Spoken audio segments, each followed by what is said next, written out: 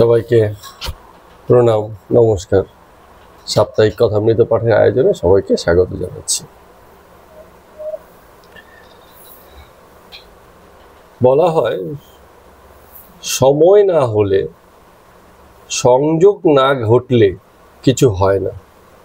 সব কিছুরই একটা সময়ের প্রভাব আছে। মানুষের জীবনে চাই কি? একটাই তো চাওয়া, সেটা হচ্ছে মুক্তির আনন্দ। এই যে যত জড়িয়ে থাকা, তার একটা পারস্পরিক প্রাপ্তি হচ্ছে যে তার সঙ্গে কিছু দুঃখ থাকবে। তো যে জেনেছে বা যে জানেনি, তাতে কিছু যায় আসে না, সেই ভোগ সকলেরই হয়। তো মুক্তি একমাত্র আকাঙ্ক্ষী হতে পারে। মানে মানুষ একটা জিনিসই চাইতে পারে, যেন তার এই সকল ভাবনার এবং জড়িয়ে যাওয়া থেকে কোথাও না কোথাও তার মুক্তি হয়। এখন সবাই কি চাইবে? সবাই চাইবে না, সচেতন ভাবে চাইবে না। ভিতরে ভিতরে একটা চাওয়া আছে, মুক্তির আকাঙ্ক্ষা সবার, কিন্তু মোহগ্রস্ততার কারণে অনেকে ঠিক বুঝে উঠতে পারে না সেই আকাঙ্ক্ষার দিকে সে যাবে কিনা। কিন্তু জীবন থেকে মুক্তির আকাঙ্ক্ষা অনেকেই চায়। অনেকে আছে, একটা সময় তাদের মনে হয় যে আর বেঁচে থেকে আনন্দ নেই, ভালো লাগছে না, এখন চলে গেলেই ভালো। এর ভিতর থেকেই আসে অনেক সময়। তার মানে তার ভোগ কমপ্লিট হয়ে গেছে, আর কিছু চাওয়া পাওয়া নেই। জীবন থেকে, জগৎ থেকে আরো কিছু পাবে এবং তাতে একই রকম আনন্দ আসবে, এই বোধ আর তার নেই। সে বিমুখ হতে চায়। তো মানুষের এই মুক্তির প্রতিষ্ঠা কয়েকটা জিনিসের উপর নির্ভর করে।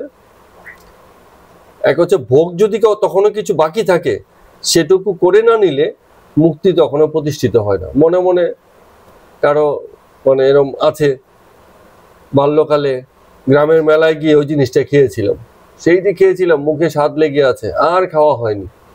একটু ভোগ কোথাও বাকি রয়ে গেছে, একবারে শেষ হয়নি।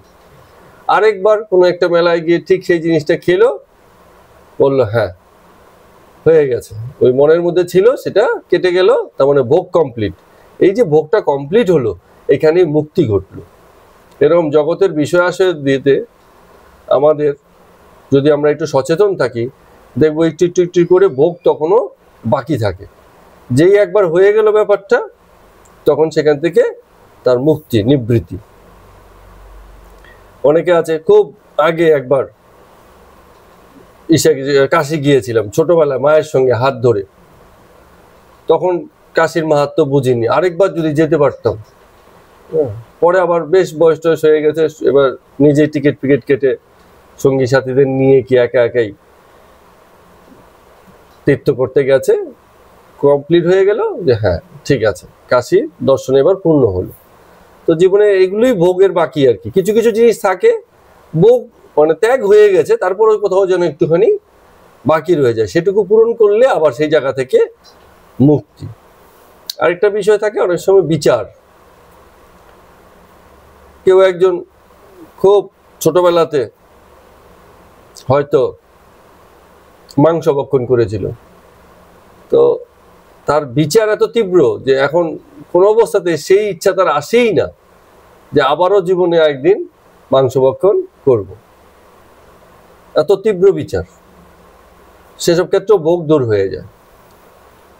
তো এরকম মানুষের মুক্তির ক্ষেত্রে কখনো ভোগ, কখনো বিচার, এসবের মধ্য দিয়ে একসময় মানুষ মুক্তির জায়গাতে পৌঁছতে পারে এবং ভিতরে বাইরে তার মনে হয় যে আর কোনো কিছুতে বাধা নেই, মন মুক্ত হয়েছে। মনের মুক্তি মানেই এক প্রকারের মুক্তি, কারণ শরীরের মুক্তি ঘটে না, শরীর জগতেই আছে, তার মুক্তি নয়। গাছের মতো মাটির সঙ্গে থাকতেই হবে।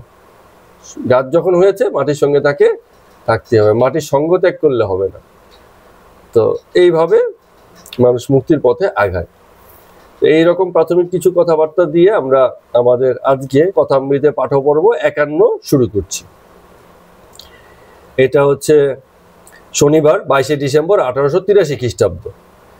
সেখানে রাখাল, মাস্টারমশাই, হরিশ আরো অনেকে আছেন। বিকেলবেলা ভবনাথ এসছেন। বাড়ির মানে সেই রামকৃষ্ণদেব ঠাকুরের যে শোবার ঘর, তাতে নানান কথাবার্তা হচ্ছে। তো ঠাকুর কথা বলছেন একটুখানি ভাবগ্রস্ত অবস্থায়, যেন কথা বলছেন বটে কিন্তু হুশ নেই, একটুখানি সমাধিস্থ ভাব, এরম ভাব। তো তিনি বলছেন যে যখন রাসলীলা হয়, মানে রাসলীলা হয় মানে হচ্ছে যখন রাসলীলা মঞ্চায়ন হয়, অনেকে রাস করে না, তো তখন শ্রীকৃষ্ণ যখন চলে যান, গোপীদের অবস্থা থাকে অনেকটা পাগলিনীর মতো, খুঁজে বেড়াচ্ছে কৃষ্ণ কোথায়, কৃষ্ণ কোথায়, এরম ভাব। বলছে তারা তখন বৃক্ষের কাছে যায়। একজন কেউ আছে বৃক্ষ হয়, মাথায় গাছপালা লাগিয়ে ডালপালা হাত পা ছড়িয়ে বৃক্ষ দাঁড়ায়, মানে মঞ্চস্থ হচ্ছে, নাটক করা হচ্ছে। তো তাকে গিয়ে জিজ্ঞেস করে, তুমি নিশ্চয়ই শ্রীকৃষ্ণকে দেখেছো, না হলে এত নিশ্চল কি করে হলে? গাছ তো তুমি সমাধিস্থ হয়ে আছো, সমাধিস্থ হলে মানুষজন স্থির হয়ে যায়, গাছকে বলছে তুমি তো স্থির, তার মানে নিশ্চয়ই তুমি সমাধিস্থ হয়েছো, নিশ্চয়ই তুমি শ্রীকৃষ্ণকে পেয়েছো বা দেখেছো। গাছ তো উত্তর দেয় না। এবার তৃণ মানে হচ্ছে ঘাস, ঘাসকে দেখে বলছে তুমি, তোমার উপর দিয়ে লোকে এত পাড়িয়ে যাচ্ছে, মারিয়ে যাচ্ছে, তাও তুমি সিধে দাঁড়িয়ে আছো, তোমার রোমাঞ্চ কখনো শেষ হয় না। তার মানে তুমি শ্রীকৃষ্ণের স্পর্শ সুখ পেয়েছো, হয়তো শ্রীকৃষ্ণ তোমার উপর দিয়ে পাড়িয়ে মারিয়ে গেছে, সেই যে স্পর্শ সুখ পেয়েছো, এই কারণে তুমি এখনো সজাগ, এখনো মাথা উঁচু করে দাঁড়িয়ে আছো, তোমার রোমাঞ্চ যাচ্ছে না। এরম করে করে মানে বিভিন্ন জনকে গোপীরা জিজ্ঞেস করছে আর শ্রীকৃষ্ণের খোঁজ নিচ্ছে। কিন্তু শ্রীকৃষ্ণ তো নেই, অক্রূর এসেছিলেন শ্রীকৃষ্ণকে মথুরায় নিয়ে যাবার জন্য। তো সেই যখন গেছে, গাড়ি মানে রথের চাকা ধরে রেখেছে সখীরা, যে না যেতে দেব না, রথের চাকা, কেউ সামনে দাঁড়িয়ে গেছে, কেউ শুয়ে পড়েছে যে যাওয়া যাবে না। তখন সেই সময় রামকৃষ্ণদেব ঠাকুর আবার গান করছেন, মানে সেই রাসের মধ্যে গান হচ্ছে, ধরো না রথচক্র, রথ কি চক্রে চলে, যে চক্রের চক্রী হরি, যার চক্রে জগৎ চলে।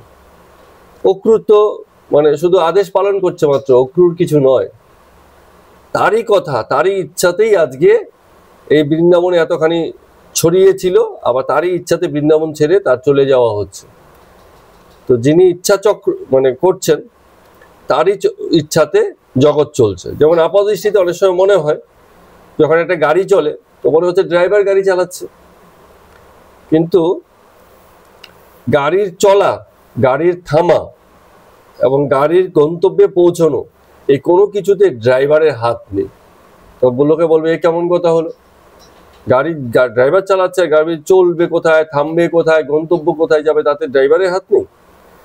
আসলেই নেই। কারণটা হচ্ছে ওই গাড়িতে যে চড়ে বসেছে তার হাত, তার ইচ্ছায় গাড়ি চলে। যেমন আমরা যখন বাসের টিকিট কাটি, আমাদের তো গন্তব্য থাকে, তার মানে আমাদের গন্তব্যে নিয়ে যাবে বলেই আমরা সেই টিকিটটা কাটি। তো ড্রাইভারের ইচ্ছে নেই, বা ইচ্ছে চাইলেও সে ভিন্ন কিছু করতে পারবে না, যেই টিকিট সে দিয়েছে সেই গন্তব্যে তাকে যেতে হবে। তাহলে যিনি প্যাসেঞ্জার, তার ইচ্ছায় গাড়ি চলে। আবার গাড়ির মালিক যদি হন, পিছনে বসে থাকেন, গাড়ি চালাচ্ছে বটে ড্রাইভার, কিন্তু তার ইচ্ছাই চলছে, তিনি ইশারা করছেন এই বাঁদিকে দাঁড় করাও, আমি একটা পান মুখে দেবো, গাড়ি দাঁড়িয়ে পড়বে। আবার গাড়িতে চড়বেন, বলে বিটুদের বাড়ি চলো, গাড়ি তখন বিটুদের বাড়ি চলবে। ড্রাইভারের কোনো ইচ্ছে নেই, যদিও সে গাড়ি চালাচ্ছে। তো জগতের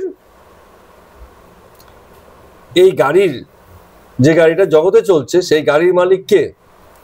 সেই গাড়ির মালিক আমরা নই। বাইরে থেকে দেখলে মনে হয় আমরাই সবকিছু করছি, জগতে যত খেলা আছে যেন আমরাই খেলছি, কিন্তু অন্য একজন আছেন যিনি আদেশদাতা, ইচ্ছাকর্তা হিসেবে আছেন, তার ইচ্ছাতেই বাকি সবকিছু হচ্ছে। এভাবে রামকৃষ্ণ ঠাকুর একটু ব্যাখ্যা করলেন।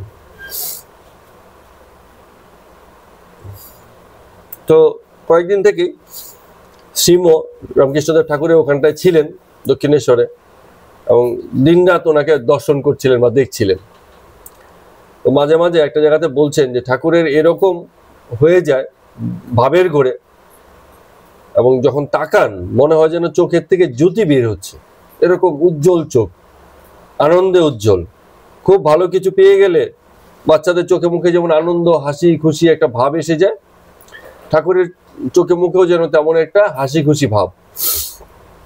আর শূন্য দৃষ্টি, তাকিয়ে আছে কিন্তু কোনো কিছু দেখছে না, সেই ভাবের মধ্যেই আছে, এরকম ব্যাপার। তো ঠাকুর একবার বলছেন যে অনেক কাল আগে একবার এক পরবংশকে দেখেছিলাম, ঠিক কিরম যেন পাগলের মতো হেসে চলছিল। আরে আমার কি সেই রকম হলো গো,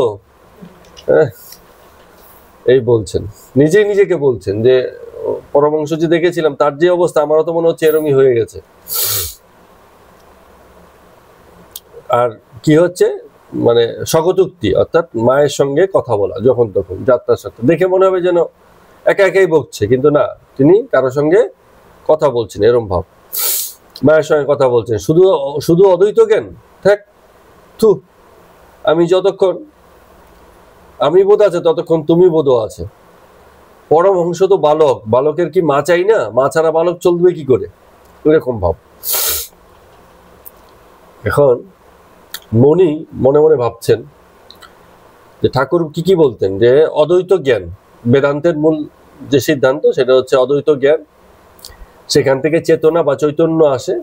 অদ্বৈত জ্ঞান মানে হচ্ছে জগতের কোনো ভেদ নেই, এক ঈশ্বরই আছেন জগতে, এই যে জ্ঞান, সেখান থেকে এক প্রকারের চেতনা আসে যেটাকে বলা হচ্ছে চৈতন্য। এবং এরম ভাব যখন আসে তখন মনে যে আনন্দের জোয়ার আসে, সেই জোয়ারটা চিরস্থায়ী, নিত্যানন্দ যেটাকে বলছে। তো অদ্বৈত জ্ঞান হলেই তো চৈতন্য হবে এবং সেখান থেকেই নিত্যানন্দ হবে। ঠাকুর কেন বলছেন যে অদ্বৈত জ্ঞান হ্যাক থু, মানে হেলাচ্ছাদা করছেন? কারণ ওই যে নিত্যানন্দ যখন হচ্ছে না, তখন নিজেকে এবং মাকে, মানে কালী মাকে যারা আরাধনা করছেন তাকে স্পষ্ট দেখছেন, বুঝছেন। তো এই যে স্পষ্ট জ্ঞান, দুইয়ের জ্ঞান জগতে থাকতে থাকতেই হচ্ছে, এই জন্য মাঝে মাঝে সেই অদ্বৈত জ্ঞানকে হ্যাকথু করছেন, হেলাচ্ছেদা করছেন। কারণ জগৎ মাতার প্রেমানন্দে এতটাই বিভোর, এতটাই মাতোয়ারা, যে তিনি নিজের এই প্রেমের যে ফলগু দ্বারা অন্তরে বইছে এবং তার থেকে যে আনন্দ, সেই আনন্দের কথা তো ভুলতে পারছেন না। এই আনন্দের উৎস তাকে আপন জ্ঞান করেই, তাকে মাতৃজ্ঞান করেই আসছে। এই জন্য তিনি এই কথাটা বলছেন, যেন অদ্বৈত জ্ঞান থেকে যে চৈতন্য এসছে, সেখান থেকে যে নিত্যানন্দ এসছে, নিত্যানন্দ আসার পরে যেন একটা নতুন বোধ তৈরি হলো, এরকম একটা ভাব। তো এইসব অবস্থা দেখে হাজরা মাঝে মাঝে আসতো আর হাত জোরে করে মানে বলতো ঠাকুরের সামনে, ধন্য ধন্য। তারপর একটু জ্ঞান ফিরে এলে রামকৃষ্ণদেব হাজরাকে বলতেন, তোমার বিশ্বাস কই, তুমি তো এখানে আসো জটিলা কুটিলের মতো, লীলা হচ্ছে মাঝখানে ব্যাগরা দিচ্ছ আর তুমিও মানে লীলাতে প্রতিষ্ঠিত হচ্ছ, তোমার কোনো কিন্তু বিশ্বাস নেই। হাজরাকে এরকম বলছেন। হ্যাঁ, সুন্দর বলেছেন। জটিলা কুটিলের কথা তো আর কেউ শ্রদ্ধার সঙ্গে স্মরণ করবে না, কারণ ওদের বিশ্বাস হতো না, কিন্তু ওরাও গল্পেতে আছে। হ্যাঁ, তো এই কারণে বলছেন যে জটিলা কুটিলের মতো আছে, তোমার বিশ্বাসের জায়গা নেই। তো রামকৃষ্ণদেব ঠাকুর বলতেন যে নিরাকারও সত্য, সাকারও সত্য।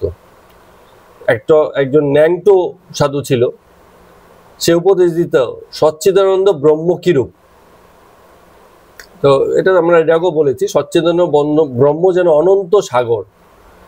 তো সেই সাগর যখন স্থির থাকে তখন তো কেবল জল, আবার যখন ঢেউ ওঠে তখনও সেই একই জল, নতুন কোনো জল হয়নি। তো যখন স্থির থাকছে তখন হচ্ছে কারণ শরীর, মানে শুধু সেটা আছে, তার কোনো কার্য নেই। আবার যখন কার্য করছে, সৃষ্টি স্থিতি প্রলয় এসবের কার্য, তখন আমরা বাইরে বাইরে ভাবছি যে ঢেউ উঠে গেছে বুঝি। এই একই শিব শান্ত, আবার একই শিব হচ্ছে প্রলয়ঙ্করী এবং ধ্বংসের হোতা, জগৎ ধ্বংস করছেন, প্রলয়ঙ্করী, কিন্তু আবার সেই সবচেয়ে শান্ত। তো যখন কার্য করছেন তখন যেন তার তরঙ্গটা, তার বিস্তারটা আমরা বুঝতে পারি, তার আগে যেন আমরা বুঝতে পারি না। কিন্তু তার কারণ শরীর হচ্ছে তার স্থিরতা, কোন রকম পরিবর্তন সেখানে নেই।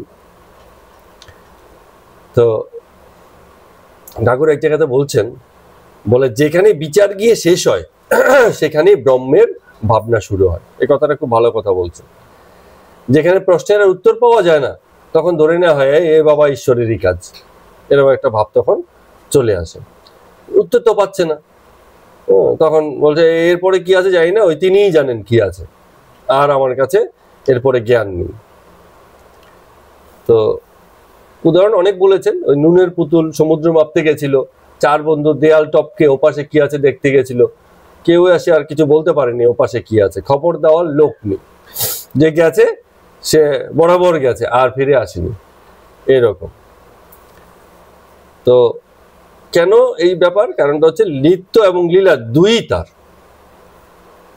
নিত্য আমরা মানে খোঁজ করি এবং দেখতে চাই, কিন্তু শেষ পর্যন্ত লীলাকেই আঁকড়ে ধরি, কারণ নিত্যকে দেখার সুযোগ আমাদের নেই।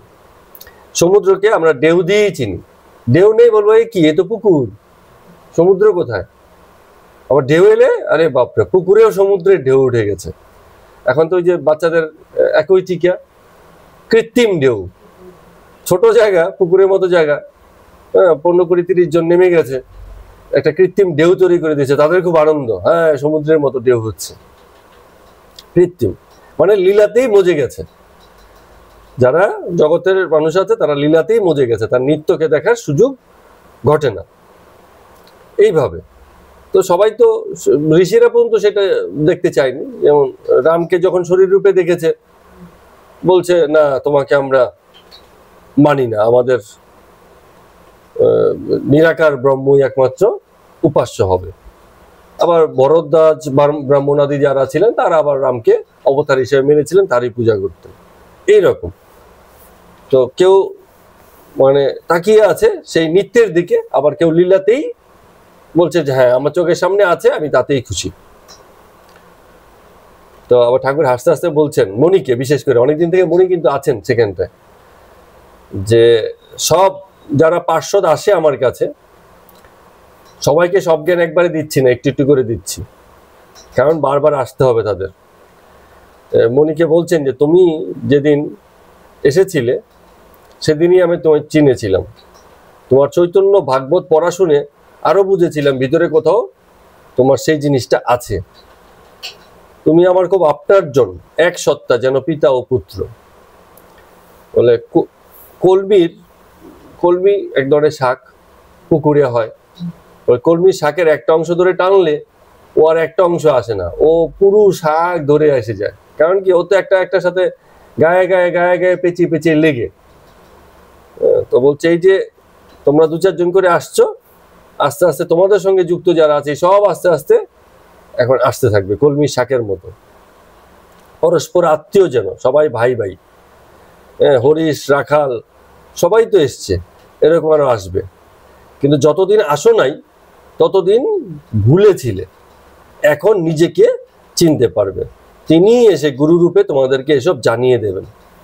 তারপরে আবার সেই বিখ্যাত গল্পটা, এই গল্পটা এর আগেও বলেছেন, বলছে একটা বাঘিনী ছাগল ধরতে গেছিল, তো একটা ব্যাধ ছিল, ব্যাধ মানে হচ্ছে শিকারী। গল্পটা শোনো। সেই শিকারী দেখলো যে কতগুলো ছাগল ছানাকে একটা বাঘিনী মেরে ফেলছে, তো শিকারী বললো ভালোই হলো, এবার আমি বাঘিনীকে মারবো, কারণ শিকারী কখনো ছাগল মারতে যায় না বনের মধ্যে, বাঘিনী মারতে যায়। তো উনি যখন তীর ছুঁড়েছেন, বাঘিনী মরে গেছে, মরতে মরতে একটা বাচ্চা প্রসব করে দিয়ে গেছে। তো সেই বাচ্চা জন্মানোর পর থেকে ওই দেখেছে চারপাশে সব ছাগল, তো ছাগলদের সঙ্গে চলে গেছে, ছাগলের মায়ের দুধ খেয়েছে, খেয়ে খেয়ে ওই ছাগলের সঙ্গে তিরিং বিরিং লাফিয়েছে আর ঘাস খেয়েছে। বড় হলে যা হয়, ছাগলের দলের সঙ্গে মিশে। এরকম করতে করতে অনেকদিন চলে গেছে, মানে ওদের সঙ্গে চলছে, একদম ছাগলের মতোই হয়ে গেছে, দেখতে শুনতে বাঘ কিন্তু আচরণ পুরো ছাগলের মতো।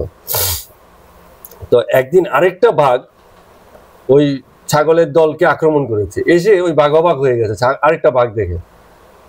যেই ও আক্রমণ করেছে, ছাগল দৌড়চ্ছে, ওই বাঘও ওকে দেখে ছাগলদের সঙ্গে সঙ্গে দৌড়চ্ছে। তো ও সবকিছুকে ছেড়ে ছুড়ে ওর পিছনেই দৌড়চ্ছে, ওকে পরে ধরেছে, বাচ্চা তো ধরেছে, ধরে ওকে নিয়ে গিয়ে তারপরে কোথায় নিয়ে গেছে, জলের কাছে গিয়ে বলছে দেখ টাকা ভালো করে, তোরা আমার মধ্যে কোনো পার্থক্য আছে, তুই ওদের সঙ্গে কি করছিস, ছাগলের পালের সঙ্গে।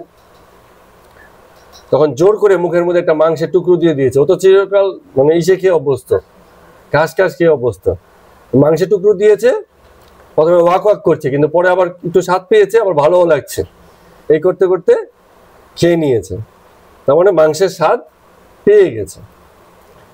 তো এইভাবে তখন তার আত্মপরিচয় ঘটলো। কি হলে ঘটনার ভিতর দিয়ে যাচ্ছে, সে নিজের পরিচয় যা একদিন ভুলে গেছিল, যাদের সঙ্গে চলছে ফিরছে, এই করে করে নিজের পরিচয় ভুলে গেছিল। তখন ওই বাঘটা তাকে বললো, তোকে দিক, তোর লজ্জিত হওয়া উচিত যে তুই ছাগলের সঙ্গে লিখে ছাগলের মতো জীবনযাপন করছিস, তুই অ্যাকচুয়ালি তো বাঘের জাত, তুই হচ্ছিস বাঘ। তো ঠাকুর এখানে তাই বলছেন ইঙ্গিত করে, যে যতদিন আসো নাই ততদিন ভুলেছিলে, এখন নিজেকে চিনতে পারছো, তোমার ভিতরে সেই সচ্চিদানন্দ শক্তির প্রকাশ আছে, হ্যাঁ, এবার নিজেকে চেনো। মানে ঘাস খাওয়া অর্থ হচ্ছে ওই কামিনী কাঞ্চন জগতের ছোট ছোট সুখ দুঃখ, হ্যাঁ, এসব নিয়ে থাকা, এইগুলোকেই জীবনে সবকিছু মনে করা, কিভাবে দুটো পয়সা আয় হবে, কিভাবে একটু ভালো থাকা যাবে, কিভাবে একটু মানে বেশি ভোগ চলবে, এসবের জন্য ছোট ছোট বিষয় নিয়ে ঝগড়া। কিন্তু মানে এটা ওই ছাগলের জীবনযাপন। বাঘের জীবনযাপন হলে সে তখন মানে সজাগ হয়ে যায়। তো বলছেন যিনি গুরু, তিনি এই চৈতন্য দর্শন করিয়ে দেন, তার শরণাগত হলে এসব জিনিস জানা যায়, বোঝা যায়। তো এই করে করে আবার যখন বাড়ি ফিরছেন, নবতের কাছে এসে হাজরাকে দেখলেন ঠাকুর। তো ঠাকুর হাজরাকে একটু খেপায়, তো একটু আগে তো বলছিল তুমি হচ্ছে জটিলে কুটিলের মতো। এখন বলছে কোথাও হয়তো হাজরা একটু কি করছিল জানি না, বলছেন অত বেশি খেও না, আর সূচিবাইটা ছেড়ে দাও। সূচিবাই বেশি, যাদের সূচিবাই তাদের জ্ঞান হয় না, আচার যতটুকু দরকার ততটুকুই করবে, বেশি বাড়াবাড়ি করো না। এই বলে বলে ঠাকুর গিয়ে নিজের ঘরে গিয়ে বসলেন। ঠাকুর এক জায়গাতে বলছেন যে গোপীদের যে প্রেমের ভক্তি, সেখানে দুটো জিনিস থাকে, মানে সাধারণ ভক্ত আর মানে গোপীরা একটু আলাদা আছে। কেন আলাদা? তারা কৃষ্ণের এত সেবা করত যে তাদের ভিতরে একটা অহংভাব ছিল যে আমি কৃষ্ণের সেবা করতে পারছি, এতেই আমি খুশি। এটাও একটা অহংকার, আমি। হ্যাঁ, তো কেউ কেউ আছে ভগবানের সেবা করছে, তাতে তার ভিতরে একটা এই ভাব আসে। অহংকার মানে ওই প্রাইড নয়, ইংরেজিতে যেটা আমরা প্রাইড বলি সেটা নয়, এটা হচ্ছে অহংবোধ। আমি করছি, আমি সেবা করছি, আমি ঠাকুরের ভোগ লাগিয়েছি, আমি ঠাকুরের সিংহাসন আজকে ধুয়ে মুছে দিয়েছি, ঠাকুরকে ভালো পোশাক পরিয়েছি, এই আমি একটা ভাব এখানে আছে, মানে আমির মধ্য দিয়ে সে কানেক্ট করতে চায়, এরকম। এতে ঈশ্বরবোধ থাকে না, মনে হয় যেন আমারই খুব কাছের লোক, সন্তান, এরকম একটা ভাব। আরেকটা কি হচ্ছে যে যেমন গোপীদের যেটা ছিল, শ্রীকৃষ্ণের যদি একটু গায়ে লাগতো, একটু আঁচল লাগতো, গোপীরা গিয়ে কে কিভাবে সেবা করবে, যেন ওদের গায়ে লেগেছে, এরম ভাব। তো এটা হচ্ছে একটা মমত্ব বোধ। দূরে কোথাও গেছে, মথুরাতে কৃষ্ণের ব্যাপারে খোঁজ খবর নিত, কৃষ্ণ কেমন আছে, যদি শুনতো কৃষ্ণ একটু ভালো নেই, তাদের মনে কিন্তু একটা খুব কষ্টের জায়গা তৈরি হতো, এর মমত্ব বোধের জায়গা। যশোদার যেমন ছিল, যশোদা বলতেন যে তোমরা যে বলো চিন্তামণি, জগৎ গুরু বা প্রাণবল্লভ, আরো কত কিছু বলো, আমার কাছে তো সেই আমার গোপালই, আমি তো তার বাইরে গিয়ে আর ভাবতে পারছি না। হ্যাঁ, ঈশ্বরবোধ নেই, সেসব জায়গাতে ঈশ্বরবোধ নেই। তো এরম ব্যাপার হয়, ব্যক্তি ব্যক্তিতে বিষয়গুলো আলাদা হয়ে যায়। বলে এখানে বলছেন ঠাকুর, যেহেতু উনি থিয়েটার অনেক দেখতেন, বলতেন থিয়েটারে যে সাধু সাজে তার ব্যবহারটা সাধুর মতোই করতে হয়, কারণ সাধুর ব্যাপারটা আলাদা। আবার যে রাজা সাজে, হ্যাঁ, সে যদি রাজার মতোই ব্যবহার করে তাহলে কিন্তু হবে না। রাজা সাজাটা অভিনয়, কিন্তু সাধু সাজাটা অভিনয় না, এটা একটা দায়িত্ব। হ্যাঁ, কেউ রাজা সাজলো, কেউ অন্যান্য চরিত্র করলো, সে অভিনয় করলো, কিন্তু যে সাধু সেজেছে তাকে কিছুক্ষণ অন্তত সাধুর মতো থাকতে হবে। উদাহরণ দিয়ে বলছে একবার এক সাধু একবার এক বহুরূপী সাধু সেজেছিল, তো খুব ভালো অভিনয় করলো। তো যারা দর্শক ছিল, দর্শক থেকে তাদের অভিনয় দেখে তালি পড়লো, আর একজন দুজন এসে তাকে 1-2 টাকা হাতে দিতে চাইলো। তখন সে কি হচ্ছে, এগুলো ফিরিয়ে দিল, বলে না, নেবো না। তো পরে যখন বাইরে গিয়ে নাটক শেষ হয়েছে, মেকআপ ফেকআপ সরিয়ে ফেলেছে, এসে বলছে বাবু এবার টাকা দাও। বলছে কি ব্যাপার, তখন তোমায় অত করে সাধলাম, তুমি টাকা নিলে না, এখন এসে বলছে টাকা দাও। বলে তখন তো সাধু সেজেছিলাম, সাধুর টাকা নিতে নেই, সাধু হয়ে টাকা নিতে নেই, এখন তো আমি সাধারণ মানুষ হয়ে গেছে, এখন আমাকে দাও, টাকার দরকার আছে তো। এখন আমাকে দাও। তো কথাটা সুন্দর বলেছে যে কিছু জিনিস সাজলে তেমনই হতে হয়। যেমন আপনারা জানেন কিনা ওই ভদ্রলোকের কথা আমরা জানি, যিনি এই যে রাম চরিত্রে অভিনয় করেছিলেন, নামটা জানি না, সেই ভদ্রলোক কিন্তু পরবর্তীতে অন্য কোনো চরিত্রে অভিনয় খুব একটা করেননি। হ্যাঁ, আচ্ছা।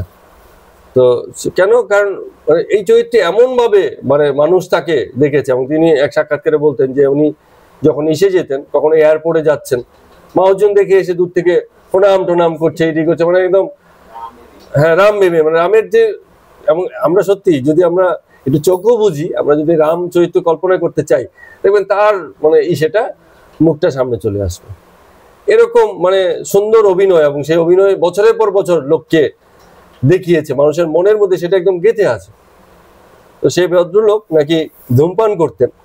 তো একবার কোথাও একটা পাবলিক প্লেসে তিনি ধূমপান করছিলেন, আর একজন এসে তাকে বলছেন যে রাম, প্রিয় রাম, তুমি অবাক হয়ে গেছে এক লোক যে তুমি ধূমপান করছো, ঠিক আছে, এবং এত অবিশ্বাস নিয়ে তাকিয়ে আছে। হ্যাঁ, তো উনি তারপর থেকে ধূমপানই ছেড়ে দিলেন, যে না, আমার পক্ষে অন্তত এই জিনিসগুলো করা সম্ভব না। অভিনয় ছেড়ে দিলেও তার সেই যে রামের চরিত্রের যে অভিনয়টা, সেটাকে উনি ছাড়তে পারলেন না সারা জীবন, কারণ মানুষ তাকে মনে রাখছে। উনি হয়তো ছেড়তে চেয়েছিলেন, মানুষ তাকে ওভাবেই মনে রেখেছে, এবং তিনি এত দায়িত্ব নিয়েছেন যে তিনি সেই জায়গাটাকে ভাঙতে চাননি, মানুষের এই যে ভালোবাসাটা, এবং এটা তো ভাঙা যাবে না। তো সেটা আমরা ওই যে ওদেরকে একবার দেখিয়েছিলাম, ওই যে রাধা কৃষ্ণের যে চরিত্র অভিনয় করলো, ওদের ওই যে বিভিন্ন রকম মিডিয়া কভারেজ আছে, ছোট ছোট রিল আছে, ওখানে দেখা যাচ্ছে তারা ছোট ছোট পোশাক পরে কি আধুনিক যে জীবনযাপন তেমন ভাবে তারা চলছে। তো যারা একদিকে রাধাকৃষ্ণের সিরিয়াল দেখছেন, আবার গিয়ে ওদেরকে এইসব দৃশ্য দেখলে মানানো যাবে না, মুশকিল হয়ে যায়, ঠিক আছে। তখন কি হয়, ওই চরিত্রে থেকে কৃষ্ণ যা বলছেন সেগুলো খুব খেলো হয়ে যায়, হালকা হয়ে যায়। এই জন্য এইসব গুরুত্বপূর্ণ চরিত্র গুরুত্বপূর্ণ দায়িত্বশীল লোককে দিয়েই করানো উচিত, যে যার জীবন ওই সাথে অন্তত যেন বিরোধ না করে, এরকম। না হলে খুব মুশকিল, খুব খেলো হয়ে যায়, খুব হালকা হয়ে যায়। এক জায়গাতে গিয়ে কৃষ্ণের চরিত্র করছে, আরেক জায়গাতে গিয়ে কি বলছে গুন্ডা চরিত্র নিচ্ছে। তো এই খুব খুব মুশকিলের ব্যাপার আছে, এইসব চরিত্র যাকে তাকে দেওয়া উচিত নয়, এরকম। তো ঠাকুর বলছেন এইসেকে, মণিকে বলে, তোমাদের যোগও আছে, ভোগও আছে। তো কেন? কারণ যদি যোগ না থাকতো তাহলে তোমাদের চেহারা শুষ্ক হতো। যেমন যার মনে ভোগ বাসনা বেশি থাকে, সে দেখা যায় যে মনে স্ফূর্তি থাকে কম, কারণ তার মনে তো সবসময় এই চিন্তা যে আমার ওটাকে পেতে হবে, পাইনি জীবনে। যখন ভোগের বাসনা থাকে, সেগুলো না পাওয়ার বেদনাও থাকবে। সকল ভোগ বাসনা জগতে পূর্ণ হয় না, তার আমরা যে পাইনি সেই নিরানন্দটাও থাকবে, চেহারা শুষ্ক থাকবে, মাঝে মাঝে মন খারাপ থাকবে, মাঝে মাঝে দেখবে চুপচাপ বসে থাকে, এরকম দুঃখী। কিন্তু ওই বলছেন, ঠাকুর বলছেন যে তোমার মধ্যে কিন্তু সেটা নেই, তোমার চেহারা শুষ্ক না, তোমার চেহারা উজ্জ্বল, ভিতর থেকে যেন সুখভাব কোথাও থেকে বেরিয়ে আসে। তো খানিকটা ভোগ থাকলে যোগটাও খুব ভালোভাবেই আছে। ওই দেখো না যদু মল্লিকের অবস্থা, দেখো এখন ইদানিং এত টাকা হয়েছে যে এখন আর সে মন্দির টন্দিরে খুব একটা আসে না, যাওয়াই হয়। টাকা ফাঁকা থাকলে ঈশ্বরের ভাবনা অটোমেটিক মানুষ কিন্তু ভুলে যায়। নবীন নিয়োগী দুজনেরই ঠিক একই অবস্থা, যোগও আছে, ভোগও আছে।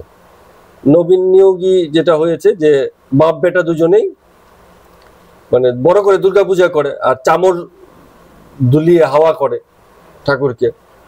তো কোথাও যেন মনে হয় যে ধ্যানস্থ আছে বা তাদের মন আছে, আবার কোথাও যেন সেই ভোগের যে বিষয় সেসব জায়গাতে যেন মগ্ন হয়ে কোথাও যেন দূরত্ব তৈরি হয়ে যায়। তো ঠাকুর এসব কথা বলছেন। তো সুরেন্দ্র বলে একজন আছে, সে বলছে যে আমি কি করি, মা মা বলে ঘুমিয়ে পড়ি।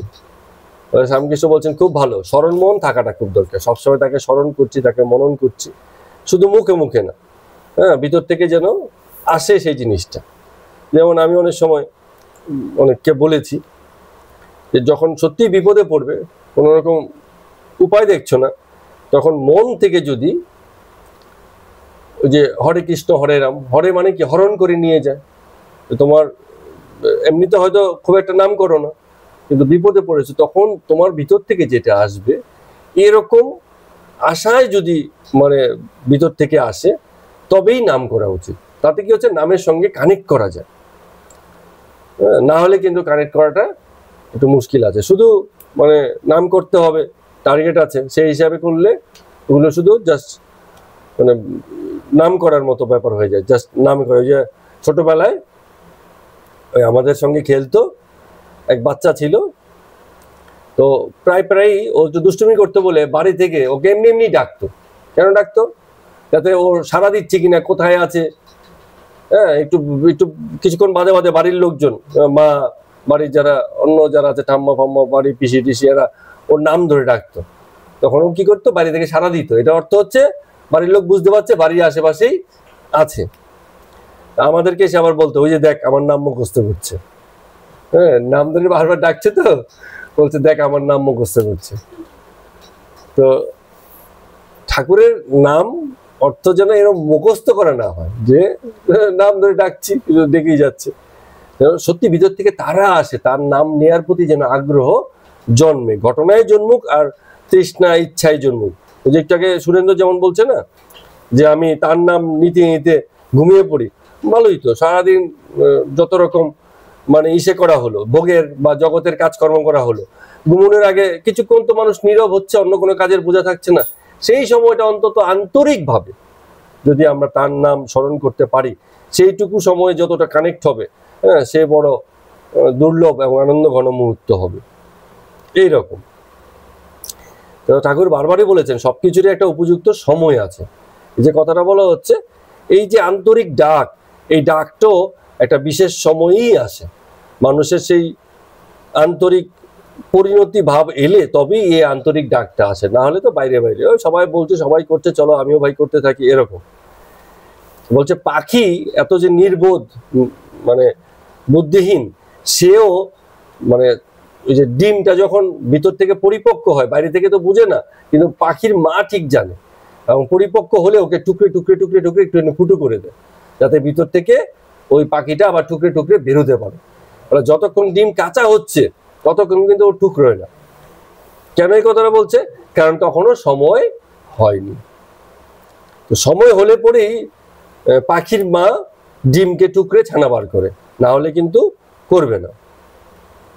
তো গুরুও অনেক সময় সাধনার পথে অনেক সহযোগিতা করে শিষ্যকে, কিন্তু গুরু পুরোটা করে না, একটা সময় এসে ছেড়ে দেয়, বলে দেখি এবার ও কি করে, ও করতে পারে কিনা। তো যেমন অনেক সময় বলে যে গাছ কাটার সময় নিজ দিয়ে যখন গাছ কাটে, একদিক থেকে কাটতে থাকে, ও দিক থেকে কাটতে থাকে, কাটতে কাটতে যখন দেখে যে গাছ এখন পড়ে যাবে, সব লোক দূরে সরে যায়, এরপরে দড়ি ধরে দূর থেকে টানে, তখন গাছ পড়ে যায়। এইরকম বলে খাল কেটে যখন জল আসে, মানে পুরো খালটা কাটে না, কাটতে কাটতে কাটতে কাটতে একদম শেষের দিকে এসে একটা ছোট্ট মাটির আস্তরণ থাকে, তারপরে সবাই উঠে যায়, যে খাল কাটছে সে উঠে যায়, ও যে জলের চাপেই সে মাটির আস্তরণ বেরিয়ে মানে খালের ভিতরে জল ঢুকে যায়। এইরকম বলে অহংকার উপাধি এসব ত্যাগ না হলে ব্যক্তি যখন নিজেকে আমি ধনী, আমি জ্ঞানী, আমি অমুকের ছেলে, আমি ওই, আমি সেই, হ্যাঁ, এইসব মান্যতার জায়গা যখন সে ত্যাগ না করতে পারে, ততক্ষণ পর্যন্ত সে উপরি উপরি মানে করে যায়। যখন এসবের ত্যাগ হয়ে যায়, তখন যেন জীবনে হরিনামের বা হরি ভাবনার জোয়ার আসে। তার আগ পর্যন্ত আসে না, তার আগ পর্যন্ত যে গটি দিয়ে এক গটি জল নিয়ে আসা মাত্র। আমরা কি করি, গঙ্গার জল এনে ঘরের বাড়িতে ছিটিয়ে দিই, ঘর পবিত্র হচ্ছে একটুখানি মাত্র, এরকম। তো বলছে, নরেন্দ্র কথা বলছে এবার, বলে একদিন কি হয়েছে জানো, নরেন্দ্র আপনার লোক, বকলেও আসবে, না বকলেও আসবে। বলে নরেন্দ্র এমন স্বভাব, যখনই আসে কিছু কাণ্ড করে। তো একবার এসে কি সব বলছে কালী মায়ের নামে, কালী মা এই এই সেই নানান কিছু, কালী মানে ইয়ে ছিল না, ওই ভক্তি ছিল না। তো আমিও একদিন রেগে বললাম, এই শালা তুই আর এখানে আসবি না, যা, আজ থেকে তুই আসবি না। তো যেই একটু রেগে বললাম, একটু পরে এসে দেখা যাচ্ছে ওই নরেন্দ্র কি করছে, তখন ওই ঠাকুর যে তামাক খায়, তামাকটা সেজে সেজে তৈরি করে রাখছে, এদিক ওদিক ঘুরছে, পিছন পিছন এই করছে। মানে কি হচ্ছে, যে ধমকে দিয়েছে এখন ভাবছে ছেড়ে দিতে হবে না, ছেড়ে তো যেতে পারবে না, আপনার লোক সামনে থেকে 10টা কথা বলতে পারে। হ্যাঁ, এরকম তো অনেকই হয়, বাড়িতেও এরকম ঝগড়াঝাটির সময় সবাই বলে এই আজকে বাড়ি ছেড়ে বেরিয়ে গেলাম, গিয়ে পাড়াটারা ঘুরে আবার বাড়িতে এসে ঢুকে যায় আস্তে আস্তে চুপি চুপি। এরকম রাগ করে সবাই কিছু বলতে পারে, কিন্তু ছেড়ে তো যেতে পারবে না। তো ঠাকুরও বলছেন যে যেই একদিন এরকম বলে দিলাম, পরে দেখলাম যে একটু নরম হয়ে গেছে, এখন বেশি একটাই করে না, আস্তে আস্তে আস্তে আস্তে আবার আমার আশেপাশে ঘোরাঘুরি করে যাতে ওকে আবার একটু ডেকে নিই। হ্যাঁ, এরকম চলছে। এবার একদিন শ্রী রামকৃষ্ণদেব ঠাকুর 26শে ডিসেম্বর বুধবার রামচন্দ্রের বাগানে যাচ্ছেন। রামচন্দ্র বাগান করেছেন, বাগান মানে হচ্ছে বাগান বাড়ি। আগে তো প্রচুর জায়গা ছিল, পয়সাওয়ালা লোক ছিল, তাদের বাগান বাড়ি ছিল, এরকম ব্যাপারগুলো থাকতো। তো সুরেন্দ্র বাগান ওই কাছাকাছি আবার রামচন্দ্র বাগান কিনে সেখানে বাগান করেছেন। রামকৃষ্ণদেব ঠাকুরকে বলেছেন দেখতে যাওয়ার জন্য। আগে এটা হতো যে ঠাকুর আমি একটা কিনেছি সম্পদ, তুমি একটু এসে আমাকে কত দূরে দিয়ে যাও, এরকম একটা ব্যাপার হতো। তো এরকম অনেকেই সেদিনকে গাড়ি করে যাচ্ছেন। মণিলাল মল্লিক আছেন, ব্রাহ্ম সমাজের অন্তর্ভুক্ত, দেবতা ভবতা মানেন না, অবতার ভবতার মানেন না। মাস্টার মশাই আছেন, আরো দু একটা ভক্ত আছেন। তো সেই মণিলাল মল্লিক যেহেতু ব্রাহ্ম সমাজভুক্ত, তাকে রামকৃষ্ণদেব ঠাকুর যাওয়ার পথে গাড়িতে বলছেন যে তোমরা ধ্যান করো ঠিক আছে, কিন্তু উপাধি শূন্য হয়ে ধ্যান করা উচিত। যে আমি ব্রহ্মভুক্ত, আমি আকার সাকার নিরাকার এইসব বিষয় মাথায় রেখে যখন কেউ ধ্যান করছে না, সে তো আগে থেকেই কিছু একটা ভেবে নিজের ধ্যানটাকে একটা পথে পরিচালনা করছে, যেন পথটা জানা থাকলে তবেই ধ্যান এগোবে, নাহলে এগোবে না। ধ্যান তো মানে ধ্যান হচ্ছে এরকম যে জল গড়িয়ে দিলে যেমন হয়, কোন দিকে যাবে আমরা যাই না। আমি জলের দিকে ঢালছি মানে জল যে সবসময় এখানেই যাবে তা না, একটু গিয়ে আবার বেঁকিয়ে দিকে ওদিকে অন্য দিকে যাবে। জলের একটা নিজস্ব প্রবাহ আছে। ধ্যান হচ্ছে ধ্যানের একটা প্রবাহ আছে, যে ধ্যান করবে, ধ্যান করতে করতে সে কোথায় কোথায় কোথায় কোথায় যাবে সে আগে থেকে কিছু জানে না। আর যে আগে থেকে ঠিক করে রেখেছে যে আমার ধ্যান এই নিরাকারের দিকে যাবি, সাকারের দিকে কিন্তু যাবি না, বলে দিচ্ছে ধ্যান করার সময়, তো ভারী মুশকিল হয়ে যাবে। এ বড় কঠিন ধ্যান, এটা হওয়াটা খুব মুশকিল আছে। তো বলছেন মানুষ মানে তিনি যখন অবতার হন তখন ধ্যানের খুব সুবিধা হয়ে যায়, চোখের সামনে থাকে কৃষ্ণ একজন আছেন, রাম একজন আছেন। হ্যাঁ, মানে ভাবনাটা তখন সহজ হয়ে যায়। কোন দিকে যাব কি যাব খুঁজে পাচ্ছি না, না কৃষ্ণের ধ্যান মানে কৃষ্ণেরই ধ্যান, রামের ধ্যান মানে রামেরই ধ্যান, তার মানে একটু সহজ হয়ে গেল। তিনি তো বাক্য মনের অতীত, তাকে ধ্যান করাটা খুব মুশকিল, কিছুই জানি না তার সম্পর্কে, কোনো ভাবনা নেই, খুব চাপ হয়ে যাবে তখন। তো এটা যেন লন্ঠনের ভিতরে আলো জ্বলছে, তাহলে আমরা লন্ঠনটাকে দেখতে পাবো, ভিতরে আলোটা জ্বলছে কারণ লন্ঠনটা পরিষ্কার। আবার অনেক সময় কাচের ঘরের মধ্যে বহুমূল্য রত্ন সামগ্রী মিউজিয়ামে থাকে না, সবকিছু কাচের ঘরের ভিতরে রেখে দেয়, দূর থেকে দেখা যায়। তো এরকম হলে সুবিধে, ভিতরে কিছু থাকতে হবে, তাহলে ধ্যানটা পাকাপোক্ত হবে। তো সেই ইসের বাড়িতে যখন গেলেন, প্রথমে তিনি ওই রামচন্দ্রের বাগান বাড়ির তুলসীর বন দেখতে গেলেন। তুলসীর কানন আছে, দেখতে গেলেন, খুব ভালো লাগলো, বলে এত সুন্দর জায়গা, এটা এখানে খুব ভালো ধ্যান হবে, খুব সাধনা হবে, খুব ঈশ্বর চিন্তা হবে। তারপরে সেখান থেকে ওই কমলা লেবু বেদানা মিষ্টান্ন ফিষ্টান্ন দিলেন, আর সব ভক্তদেরকে নিয়ে ঠাকুর সেটা অত্যন্ত আনন্দের সঙ্গে খেলেন। আবার সুরেন্দ্র বাড়ি যেহেতু বাগান বাড়ি যেহেতু খুব কাছাকাছি, উনি আবার তখন সুরেন্দ্র বাগান বাড়িতে মানে গেলেন। তো যেতে যেতে যেটা হলো, ওই বাগান বাড়ি থেকে, রামচন্দ্রের বাগান বাড়ি থেকে বেরিয়ে সুরেন্দ্র বাগান বাড়িতে যখন যাচ্ছেন, গাড়িতে ওঠার আগে দেখছেন একটা গাছের নিচে এক সাধু একটা খাটিয়ার উপরে বসে আছে। তো সবাই উঠছে, যার যেদিকে খোঁজ, মাঝখান থেকে দেখে হঠাৎ করে ঠাকুর নেই। কি হলো, কোথায় গেল? ওই তাকিয়ে দেখছে, ওই সাধুর সঙ্গে দেখা করতে গেছে। সবাই দেখছে ওখানে যাচ্ছেন। তো ঠাকুরের কাছে গিয়ে ওই সাধুর কাছে গেছেন, সাধু মানে হিন্দি ভাষী সাধু, গিয়ে বলছে তোমার কি বলছে, তুমি কোন সম্প্রদায়ের, গিরি পুরী না কি এসব। তো ওই লোক সাধু বলছে যে লোকে আমাকে পরমহংস বলে বাহ, তা তো আরো বেশ। হ্যাঁ, তখন তার সঙ্গে কিছু কোনো কথা হচ্ছে আদ্যাশক্তি নিয়ে, ব্রহ্ম নিয়ে। ও ঠাকুর বলছেন যে ব্রহ্মকে ছেড়ে শক্তি হয় না, তো যখন ব্রহ্ম আছেন তখনই শক্তির প্রকাশ আছে। ঠিক আছে, যে অগ্নি থাকলেই তার আগুন হবে, লেলিয়ান শিখা হবে, বাকি সবকিছু হবে। কোন রকম বাদ্য নাই, আর বাজনা হবে কি করে? বাজনা মানে সব রকম বাদ্যযন্ত্র মিলিয়ে তবে গিয়ে বাজনা হয়। বাজনা হচ্ছে সবকিছুর জোগাড়, আর এই সবকিছুটা না থাকলে আর বাজনাটা হবে না। তো নিত্য লীলা দুইই আছে, নিত্য আছে বলেই লীলার প্রকাশ ঘটেছে, জ্ঞানবোধ আছে বলে অজ্ঞানবোধ, রাত থাকলেই দিনবোধ। তো এরকম অনেক কিছু কথা বলছেন। তো কথাটা শেষ হয়ে গেছে, এখন সব গাড়িতে সামনে অপেক্ষা করছে। তো রামকৃষ্ণ ঠাকুরও তো গাড়িতে উঠবেন। তো সেই সাধু যার সঙ্গে দেখা করতে গেছেন তিনি আবার রামকৃষ্ণ ঠাকুরের সঙ্গে কথা বলে ওনাকে এগিয়ে দিতে আসছেন গাড়ির কাছে। আবার ঠাকুরও এমন কি হাসি মুখ, কি খুশি সাধুর সঙ্গে কথা হয়েছে। ওই সাধুর হাতের বগলের তলা দিয়ে নিজের হাত নিয়ে এসে দুজনে চলছেন গাড়ির কাছে, এরকম আন্তরিকতা। এ দেখা নেই যে হঠাৎ করেই কথা, হঠাৎ করেই খুব আনন্দ, এরকম। তো যখন গাড়িতে উঠলেন ইসেকে বলছেন যে সুরেন্দ্রর রামচন্দ্রকে বলছেন যে তুমি একদিন সাধুকে আমাদের দক্ষিণেশ্বরে নিয়ে আসবে, তোমার এখানেই তো থাকে। এরকম মানে কত যেন চেনা। তারপর বলছেন বলে সহজ না হলে সহজকে চেনা যায় না। ঠাকুর নিজেই বলছেন, বলে এই যে সহজ হয়ে গেলাম, সহজেই মিশে গেলাম, সহজ হয়ে গেল ব্যাপারগুলো সব এইভাবে। তো মণি ঠাকুরের কাছে 14 দিন ধরে আছেন, মানে টানা বাড়ি করছেন, এরকম অবস্থা চলছে। তো সেদিনকে হচ্ছে 27শে ডিসেম্বর ঈশানের বাড়ি যাবেন, বাবুরাম যাবে, তুমিও যাবে সঙ্গে, মণিকে বলছেন। সবাই তৈরি হয়ে গেছেন, খুব হাসি খুশি। সেদিনকেও ঠাকুর বেলা 9টা নাগাদ সকালবেলা ওই শ্যামবাজার থেকে মৌচা বাজার চৌমাথার দিকে ঈশানের বাড়িতে এসে উপস্থিত হলেন। তো ঈশান বয়স্ক ভদ্রলোক, তার আমার পুত্র ছিল, তার পুত্রের নাম হচ্ছে শিষ্য। এর ব্যাপারে সম্ভবত আগে একবার দুবার কথা হয়েছে।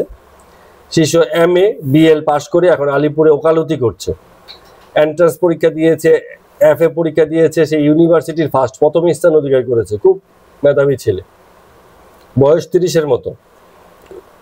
কিন্তু হলে কি হবে, এই ছেলেটা এত পাণ্ডিত্য কিন্তু খুব বিনয়। হাত জোর করে ঠাকুরকে খুব আন্তরিকতার সাথে শ্রদ্ধার সঙ্গে প্রণাম করলেন। রামকৃষ্ণ ঠাকুর বলছে শিষ্যকে, তুমি কি কারাগা? শিষ্য বলছে, আগে আমি আলিপুরে বেরোচ্ছি, ওকালতি করছি। রামকৃষ্ণ ঠাকুর মনির দিকে তাকিয়ে বলছে, বলে দেখো তো এমন সুন্দর মিষ্টি ছেলে, ও আবার করবে ওকালতি? ঠাকুর বলছে।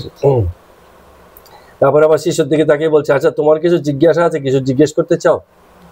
তো শিষ্য বলছে, সংসারে অনাসক্ত হয়ে থাকা যায় কি করে? সংসারে তো থাকবো, কিন্তু অনাসক্ত হয়ে কি করে থাকবো? তো ঠাকুর বলছেন,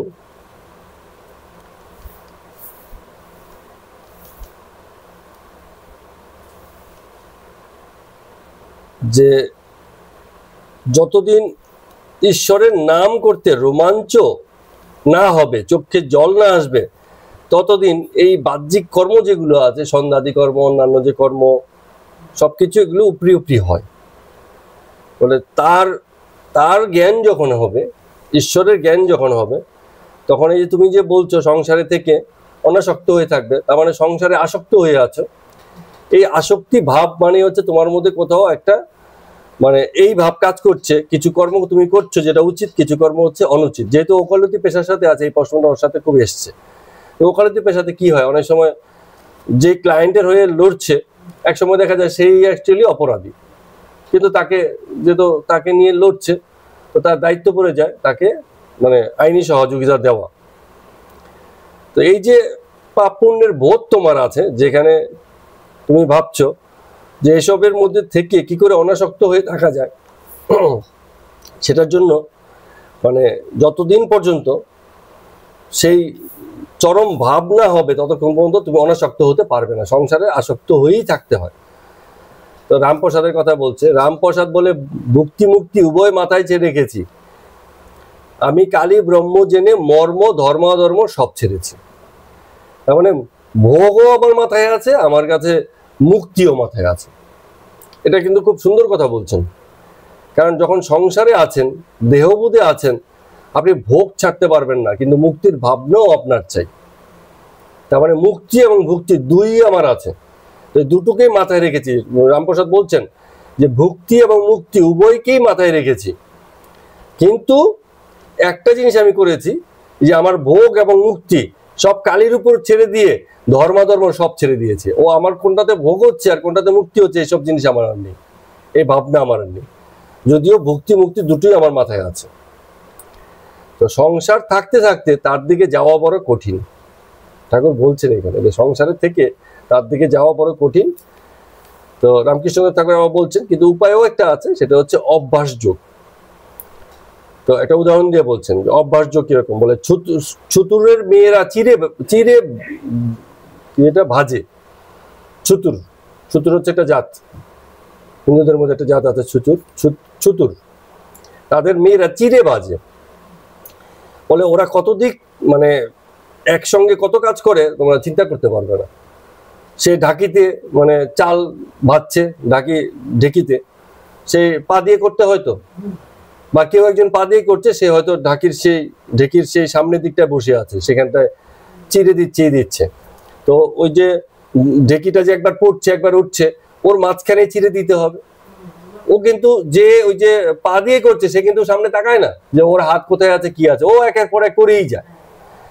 তো একবার উঠবে একবার পড়বে, গ্যাপ হয়তো মানে হাফ সেকেন্ডের গ্যাপ, এই গ্যাপের মধ্যে চিড়ে দিতে হবে, সেখান থেকে আবার চুড়ে তুলে নিতে হবে, এর মধ্যে কাকড় তুলতে হবে, যত রকম কাজ ওই সময়ের মধ্যেই করতে হবে।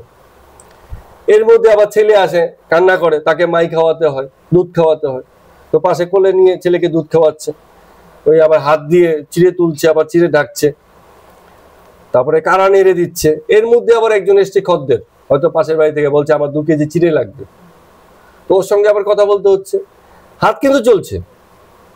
তো ওর সঙ্গে কথা বলছে মানে কি এমনি কথা নয় যে তোমার কিন্তু মাসি ওই 4 আনা পাওনা ছিল, সেই টাকাটা দিয়ে আবার নতুনটা নিয়ে যাবে, এইটুকু মাথায় রেখেছে, জগতের বুদ্ধিটাও হারায়নি। তো ঠাকুরও বলছেন যে তুমি যখন দেখবে তাকে একসঙ্গে সে 5টা 7টা কাজ করছে একই সঙ্গে, এক ছেলেকে মাই খাওয়াচ্ছে, আরেক ছেলে তো আবার বারান্দায় খেলছে, ওর দিকেও নজর রেখেছে, মানে একই সঙ্গে এত কাজ। কিন্তু যত কাজই করুক ওর মন কিন্তু একটা দিকেই আছে। কোন দিকে আছে পৃথা বলো? ওই ঢেকিতে হাত দিয়ে করছে, ওই হাতের দিকে। কারণ একটুখানি ভুলচুক হলে ওই হাত থেতলে যাবে। তবে করছে সবকিছু, কিন্তু সবচেয়ে বেশি মনোযোগ ওই জায়গাটাকে ধরে রেখেছে। যখন হ্যাঁ হ্যাঁ হ্যাঁ হ্যাঁ ধাপা ধাপা করে পড়ছে, হ্যাঁ নিয়ে দেবে, হ্যাঁ যদি পরে তো হাত পাত তো একদম পুরো হয়ে যাবে, থেতলে যাবে। তো সবকিছু করছে, কিন্তু ওর এত সুন্দর অভ্যাস করেছে যে এত কিছুর পরেও সে ওটাকে সামলে নিয়ে মনটা দিয়ে ওই জায়গাটাতে করছে, ওখানে ভুল হচ্ছে না, ওখানে কিন্তু কোনো ভুল হচ্ছে না। তো এখানে যখন শিষ্য বলছেন যে আমি পুরো আদালতে যাচ্ছি, সংসারের ভোগ ফোগ সবকিছু আছে, এর মধ্যেও কি করে অনাসক্ত থাকা যায়, তখন তিনি এই উদাহরণটাকে দিলেন। বলে মনটা ওই যে ঢেকিতে হাত যেমন যাচ্ছে, ওই এরকম 15 ভাগ মনের 16 আনা, তো মনের 16 আনার মধ্যে 15 আনা ঈশ্বরকেই দিয়ে রাখতে হবে, বাকি 1 আনা দিয়ে বাকি সব কাজ করতে হবে। এইভাবে মানে করতে হয়, শুধু শুনলে হবে না। সিদ্ধি খেলে নেশা হয়, এটা অনেকেই শুনেছে, আমিও শুনেছি, কিন্তু কোনোদিন তো খাইনি। কিরম নেশা কি করে বুঝবো? তো একবার যদি না খাওয়া হয় তাহলে নেশাটা যে কি হয় সেটা বোঝা যাবে। তো বলছে যে সবাই জানে ঠাকুরের কর্ম করতে হয়, ঈশ্বরকে 15 আনা মন দিয়ে রাখতে হয়, কিন্তু কে দেবে? এই চর্চাটা যদি কেউ না করে, সে কিন্তু শুধু এই গল্পেতে তার শিক্ষাটা হবে না। ফলে এইটুকুনো করতে হয়। এক জায়গাতে এসে বলছেন, 1000 লেখাপড়া শেখো, ঈশ্বরে ভক্তি না থাকলে, তাকে লাভ করবার ইচ্ছা না থাকলে সব নিচ্ছে। হ্যাঁ, পৃথা এবং রিন্তা, পৃথা প্রজ্ঞা দুজনকেই বলছে। এই কথাটা আমিও আজকে ঠাকুরের মুখ দিয়ে বলে দিলাম। আমি বলতে দেখ বাবা বলছে 1000 লেখাপড়া শেখো, কিন্তু ঈশ্বরে যদি ভক্তি না থাকে, তাকে লাভ করবার ইচ্ছা না থাকে, নিজের যদি মুক্তি না হয় জীবনে, বাকি সব নিচে, কোনো কাজ কিছুতেই কিছু হবে না। ওটাকে মাথায় রেখেই পড়াশোনা করতে হয়। হ্যাঁ, আরেকটু বলছে, বলে শকুন খুব উঁচুতে ওঠে, শকুন আকাশের উঁচুতে, কিন্তু ওর দৃষ্টি সবসময় মাটিতে ভাগাড়ের দিকে থাকে। হ্যাঁ, ওখানে কোনো একটা মুরগি বেরোলো কিনা, কি একটা ইঁদুর বেরোলো কিনা, কি একটা মরা পড়ে আছে কিনা, থাকে উঁচুতে, কিন্তু নিচে কিন্তু ওইদিকে থাকে। তো জীবন তোমাকে যেদিকেই বা আমাদেরকে যেদিকেই নিয়ে যাক না কেন, আকাঙ্ক্ষা সবসময় মুক্তির দিকেই থাকতে হবে, যেন মুক্তিটা আমাদের হয় জীবনে। বন্ধন যেন আমাদেরকে আষ্টে পৃষ্ঠে জড়িয়ে না ধরে।